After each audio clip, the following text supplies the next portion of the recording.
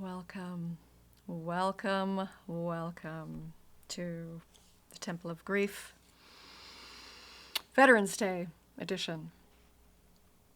And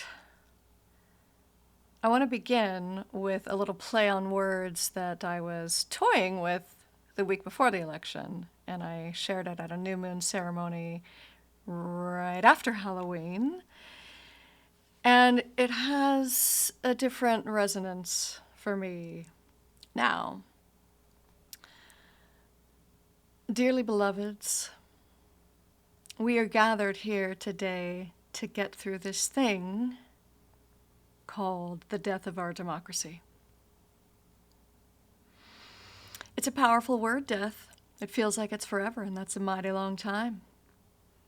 But I'm here to tell you, there's something else. The rebirth into a new you, into a new us, into a new US, into a new world.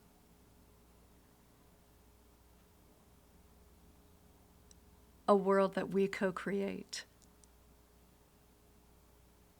We can choose happiness. We can choose to be the light in our lives and in our communities. So before you call up that shrink in Beverly Hills to renew your prescription for whatever is masking your pain, tell doctor everything will be all right to just take a chill pill for a little while and pause for a moment. Just pause. Take a look around you. This is an opportunity to completely reinvent yourself. If the life you've been living feels harder than it needs to be, if the life you've been living makes you feel alone, and if the elevator tries to take you down into that pit of despair, punch a higher floor and tell him, I'm not going there. It's time to start getting connected with our micro communities because we need to start building things that are going to outlast whatever is coming. And at this point, we know fascism is coming. We know that. Either it's going to be Trump bringing fascism, which he has said he will do, right? Basically, straight up, he's going to do that.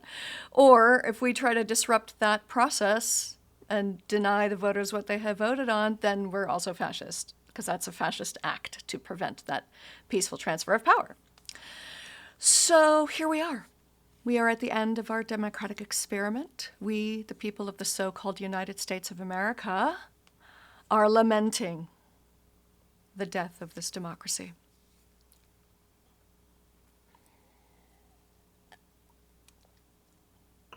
And I want to also share with you just a small excerpt from an opinion piece from the New York Times from Sunday. And the title of this column is Stop Pretending Trump is Not Who We Are.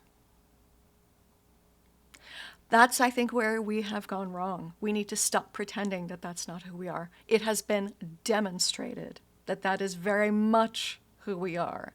And if we don't like that, we need to change at very deep levels in our communities, in our families, in ourselves. There's deep healing that needs to be done. So I just want to read you this excerpt. I remember when Donald Trump was not normal. I remember when Trump was a fever that would break. I remember when Trump was running as a joke. I remember when Trump was best covered in the entertainment section. I remember when Trump would never become the Republican nominee.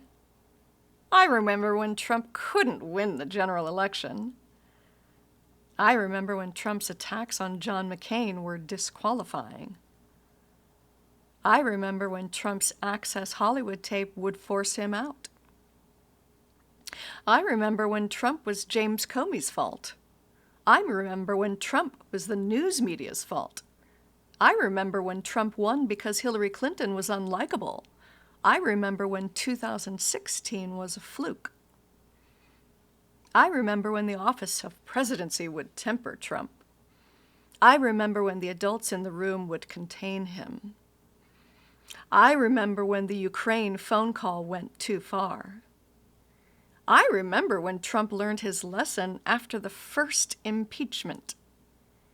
I remember when January 6th would be the end of Trump's political career. I remember when the 2022 midterms meant the country was moving on. I remember when Trump's indictments would give voters pause.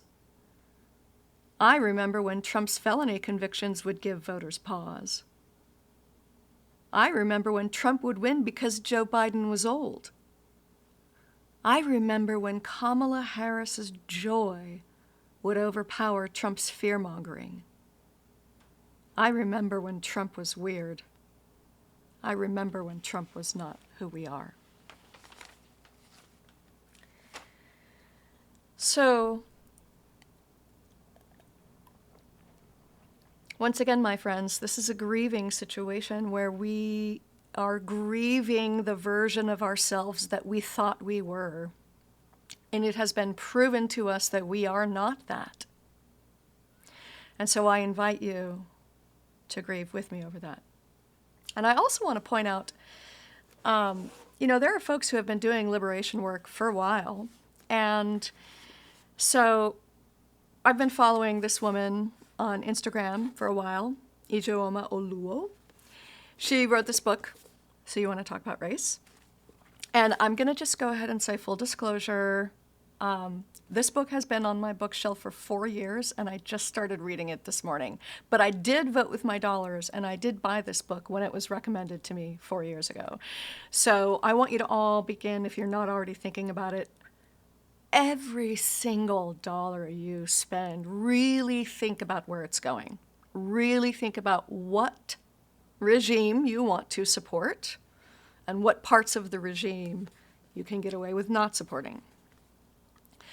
But on her Instagram the other day, she was just lamenting a bit of backlash that she got because she's very much interested in sovereignty and peace for Palestinians, which was a grotesquely absent line of communication during the entire presidential campaign.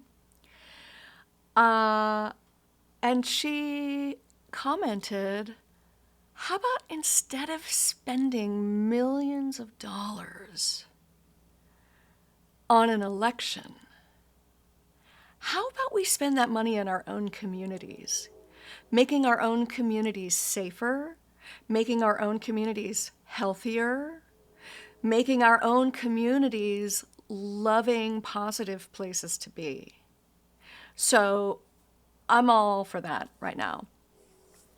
And what I want to do for you is I want to sing you a song that, this song came through for me back in June. And, again, this is the thing, when you work outside of time as a shaman, sometimes things come through at one point and you don't really see their true meaning and their true significance until much later. So, in order to do this, I'm going to do some technical behind-the-scenes moves here.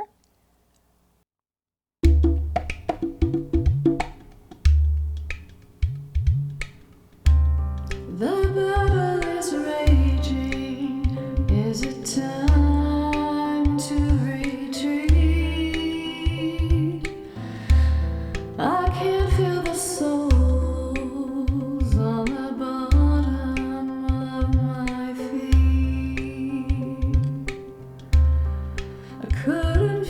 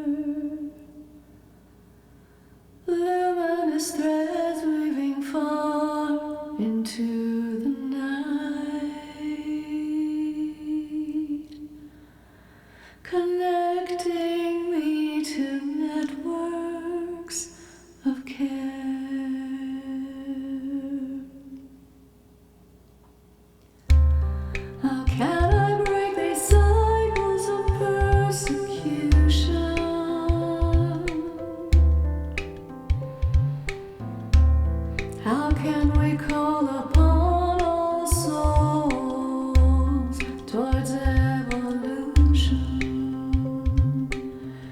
when a rattling woven tapestry of a deeper truth? Athena's rage consumed her. She went right through the room. When the war rages on, and I can't feel my heart, feels like I'm waiting for it all to fall apart. Hold myself in the center of my light. Imagine the tendrils floating on air.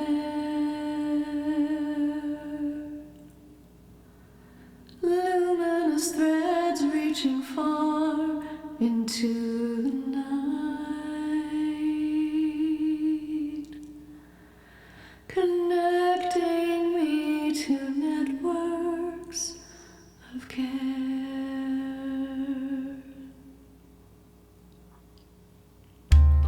It's time to ask yourself, what's your chariot's path?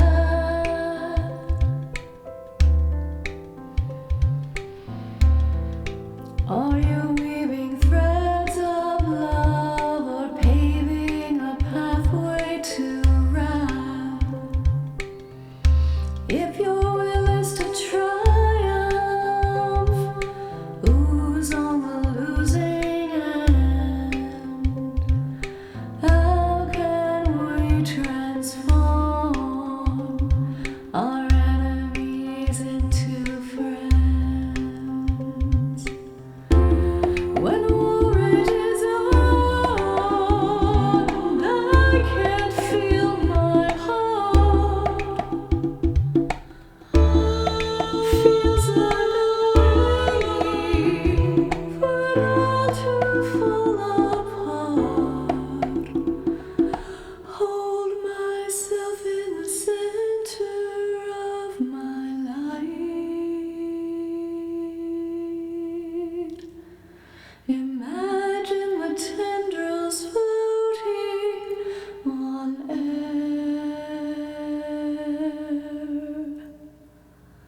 Luminous threads reaching far into the night,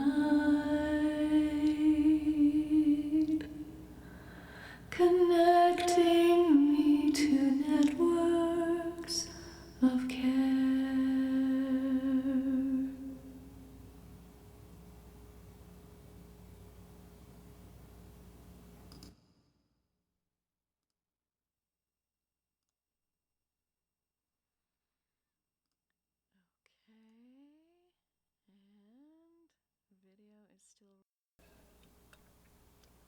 So what I want to do to end is to just close with a little breath work and just a little bit of drumming and vocalizing, just so that we can embrace the pathway forward in the most compassionate way, in the most loving way, in the most forgiving way of ourselves and our families and our communities and those close to us, those that matter to us. And that we really consciously take this time to recraft your life, to decolonize your life in a way that stabilizes you to move through what's coming so that we can get to the other side. Oh, my drum's all the way over there.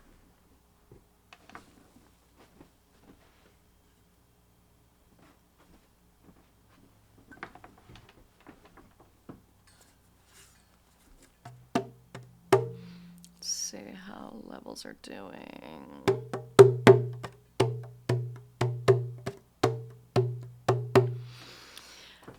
Okay, beautiful. Let's start with 3 deep cleansing breaths.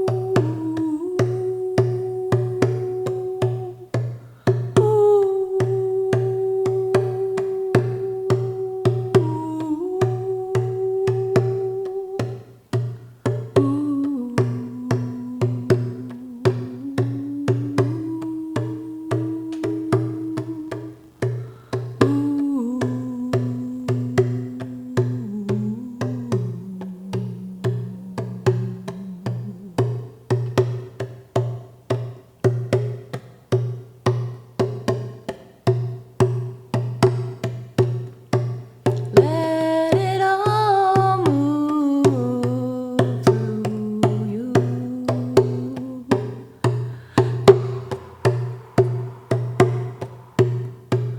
Let it all move through you.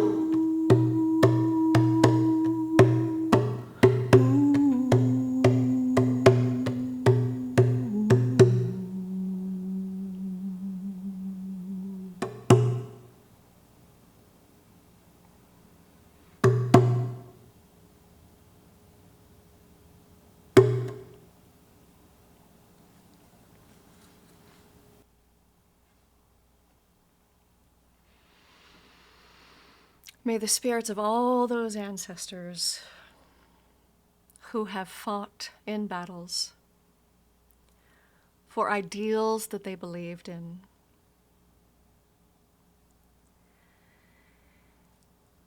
may they be healed in knowing that courage is never a failed effort.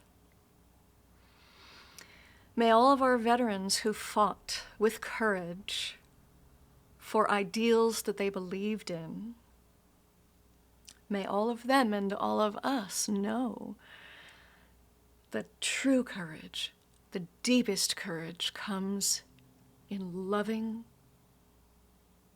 and forgiving everyone with a compassionate, open heart.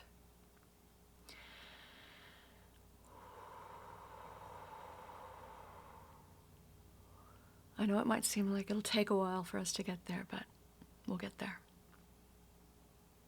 May all veterans be honored for the ideals that they served. Aho.